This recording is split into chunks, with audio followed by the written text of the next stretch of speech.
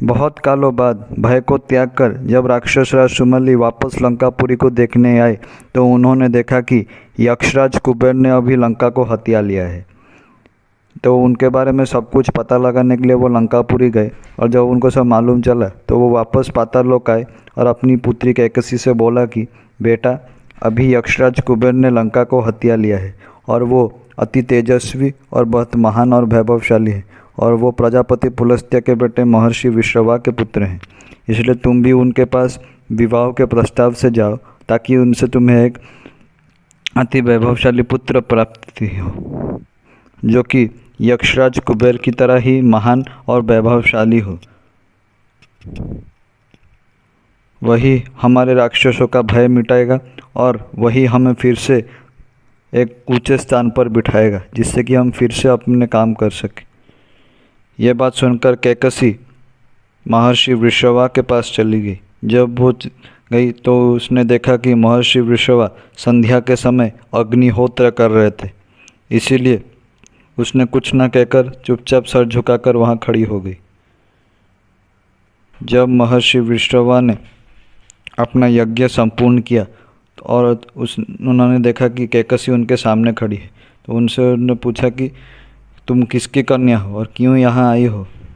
उसने कहा कि मैं कैकसी हूँ, राक्षस राज सुमाली की बेटी, और मैं आपके पास किस कारणवश आई हूँ ये आप अपने तपोबल से जान लीजिए प्रभु, क्योंकि मुझे आपको अपने मन की बात बताने के लिए लज्जा आ रही है।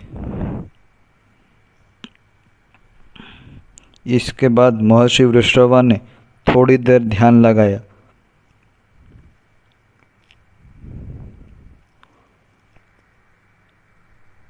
और उनको पता चला कि वो उनके पास पुत्र प्राप्ति की इच्छा से आई है। तो उन्होंने कहा कि ठीक है, पर तुम जिस दारुण वेला में मेरे पास आई हो तुम्हें सिर्फ क्रूर स्वभाव वाले राक्षस पुत्र ही जन्म होंगे, इसीलिए तुम अपने पिता की तरह राक्षसों को ही जन्म दोगी जो कि अति क्रूर स्वभाव के होंगे।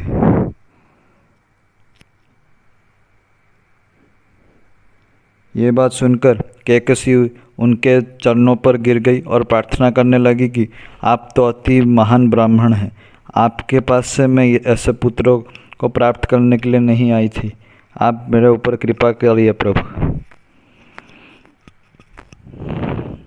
यह बात सुनकर महर्षि वृषवा ने उसको सांत्वना देकर यह कहा कि ठीक है, तुम्हारा सबसे छोटा संतान जो होगा वह धर्मशील होगा और मेरे तरह ही महान होगा, पर जो तुम्हारे बाकी संतान जन्मेंगे वो अति क्रूर स्वभाव के ही जन्मेंगे। ये बात सुनकर कैकसी ने उनको पति की तरह स्वीकारा और फिर वो उनकी सेवा में लग गई।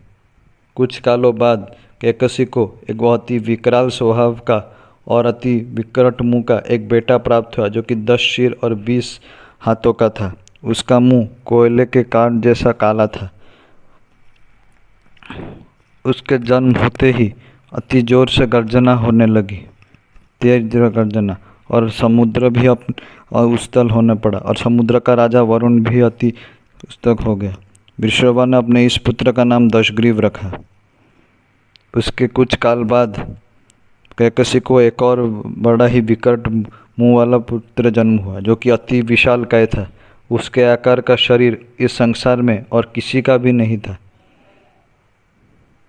इसलिए उसका नाम कुंभकर्ण हुआ। उसके कुछ काल बाद कैकसी को एक राक्षसी पुत्र जन्म हुई जो कि अति विकराल मुंह वाली थी, इसलिए उसका नाम शूर्पणखा रखा गया।